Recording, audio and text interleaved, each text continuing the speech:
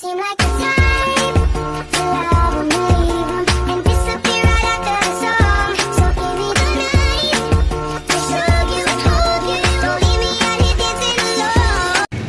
Assalamualaikum warahmatullahi wabarakatuh. Saya di sini ingin bahas mengenai sejarah kebebasan berpolitik di Indonesia. Sebelum itu, perkenalkan, nama saya Benisa Sabila Gusmana Putri dengan nomor presensi 7 dari kelas 12-9. Seperti yang kita ketahui sebelumnya bahwa kebebasan berpolitik merupakan salah satu fondasi dalam sistem demokrasi. Hal ini mengacu pada hak individu maupun kelompok untuk bisa berpartisipasi aktif dalam politik tanpa adanya ancaman, tekanan maupun diskriminasi dari pihak manapun. Kebebasan politik juga mengacu pada hak untuk dipilih dan memilih, kebebasan untuk berekspresi, kebebasan berpendapat, kebebasan pers, hingga kebebasan untuk berkumpul atau berserikat. Dalam sejarahnya, perjuangan kebebasan politik menjadi isu yang sangat penting bagi banyak negara karena masih banyak masyarakat di penjuru dunia masih harus berhadapan dengan rezim yang otoriter dan pembatasan hak politik. Namun, seiringnya dengan perkembangan sistem demokrasi, semakin banyak pula negara yang mulai mengakui dan menjamin hak-hak warga negaranya. Akan tetapi, tantangan akan adanya kebebasan berpolitik masih ada hingga saat ini. Beberapa negara masih menerapkan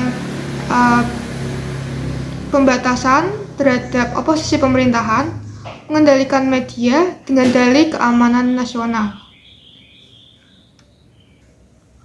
Maka dari itu penting sekali bagi masyarakat untuk bisa memahami dan menjaga kebebasan politik sebagai bagian dari hak asasi manusia. Karena tanpa adanya keterlibatan antara masyarakat dengan pemerintah, maka sistem demokrasi yang sehat itu tidak akan pernah terwujud. Kebebasan berpolitik digambarkan sebagai kebebasan dari penindasan atau paksaan dan juga merupakan salah satu fitur terpenting dari masyarakat yang demokratis. Salah satu contoh kebebasan politik dalam sejarah yaitu pada saat kekaisaran Persia yang dimana penduduknya memiliki kebebasan untuk beragama yang sama serta penghapusan sistem perbudakan pada tahun 550 sebelum Masehi.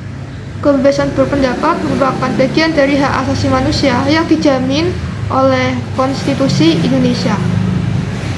Kebebasan berpendapat di Indonesia mengalami evolusi yang signifikan sejak era Orde Baru hingga saat ini. Pada masa Orde Baru, sistem yang digunakan yaitu sistem tertutup dan tidak memperbolehkan bagi siapapun untuk mengkritik pemerintahan. Selain itu, sistem pemerintahan juga berdasarkan pribadi yang dimana kekuatan utamanya terletak pada TNI dan Polri untuk membatasi kebebasan berekspresi masyarakat. Namun, semangat untuk menyuarakan perubahan dan aspirasi masyarakat mulai tumbuh. Periode reformasi membawa perubahan penting dengan munculnya Undang-Undang Nomor 9 Tahun 1998 yang menjamin kebebasan berpendapat di muka umum.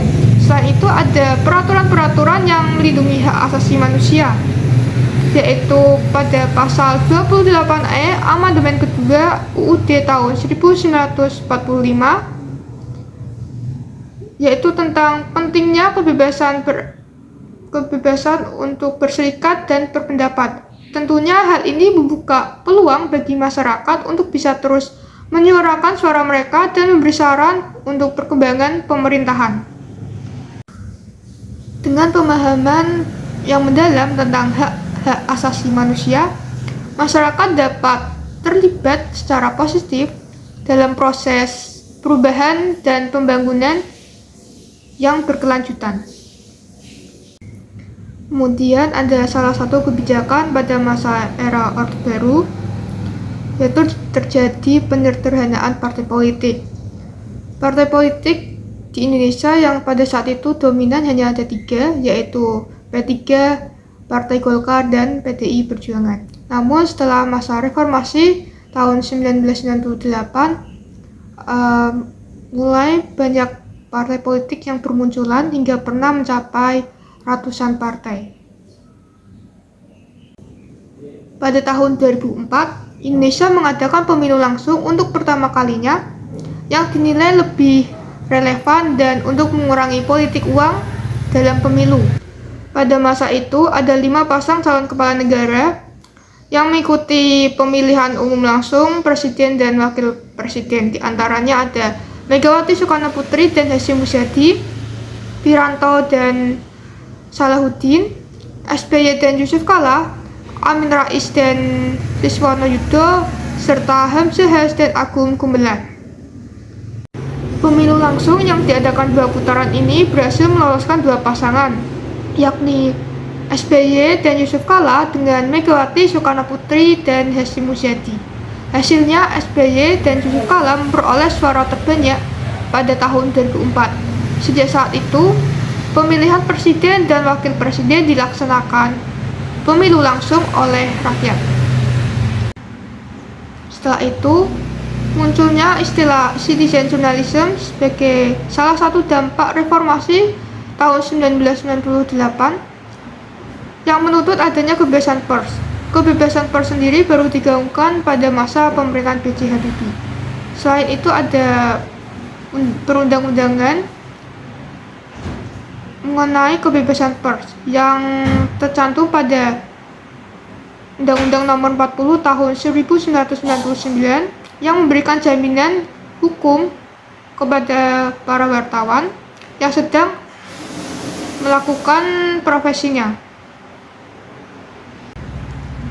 Kemudian memasuki era digital, terdapat UU Nomor 11 Tahun 2008 tentang informasi dan transaksi elektronik atau yang biasa disingkat dengan ITE. UU ITE ini sudah mengalami beberapa kali revisi, yaitu pada tahun 2016 dan tahun 2021. Tujuan dari proses revisi ini supaya rakyat memiliki akses untuk menyebarkan informasi serta berpartisipasi aktif dalam melakukan pelaporan, pengumpulan hingga penyampaian berita. Sekian dari saya. Wassalamualaikum warahmatullahi wabarakatuh.